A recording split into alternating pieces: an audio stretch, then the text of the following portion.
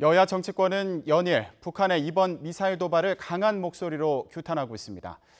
여당은 북한의 자세 변화를 촉구했고 야권에서는 사드 추가 배치 등을 긍정적으로 평가하면서도 더 강한 대응에 나서라고 목소리를 높였습니다.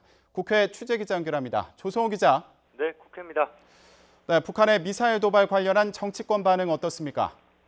네, 여야가 한 목소리로 북한에 대한 규탄 목소리를 이어가고 있습니다. 여야 정치권은 문재인 정부의 즉각적인 한미 공조와 대응을 대체로 높이 평가했지만 향후 대응에 대한 시각은 엇갈렸습니다. 여당인 더불어민주당은 정부가 북한의 도발에 대해 지금 상황에서 할 수 있는 것은 다 했다고 평가했습니다. 우원식 원내대표는 언론 인터뷰를 통해 문재인 대통령이 사드 발사대 내기 임시 배치를 지시한 것에 대해 언급했는데요. 북한의 도발이 너무 심각해 더는 방치할 수 없기 때문에 이번 조치를 이해한다면서도 다만 본격적인 실전 배치는 신중해야 한다고 말했습니다.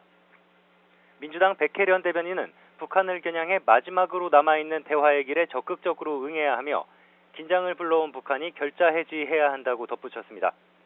야권에선 지금까지의 대북 정책 기조를 문제 삼으면서 추가 대응에 나서야 한다는 지적이 나왔습니다.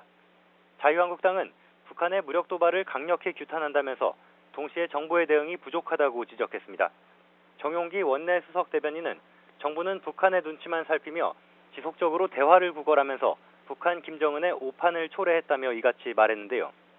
정원내 수석 대변인은 그러면서 사드 포대 추가 배치를 추진하는 등 한미동맹을 더욱 굳건히 하고 대북 제재를 강력히 추진해 나갈 것을 촉구한다고 덧붙였습니다. 국민의당은 정부가 즉흥적이고 오락가락하는 대북 정책에서 벗어나 현실을 직시해야 한다고 밝혔습니다. 박주선 비상대책위원장은 기자간담회에서 한반도 비핵화는 미국과 함께 풀어가야 하는 문제라면서 대화를 중시하는 것보다 한미동맹 강화에 기초하는 대북 접근법이 필요하다고 지적했습니다. 바른정당에서도 사드 포대 추가 배치를 촉구하는 목소리가 나왔습니다. 국회 국방위원장인 김영우 최고위원은 북한의 미사일 실험은 한반도 평화체제를 위한 문재인 정부의 베를린 구상에 대한 혹독한 답변이라며 사드 두세 개 포대를 추가로 들여와야 한다고 주장했습니다. 국회 국방위원회는 내일 오후 전체 회의를 열어 정부로부터 북한의 미사일 발사와 관련해 보고받기로 했습니다. 지금까지 국회에서 YTN 조성호입니다.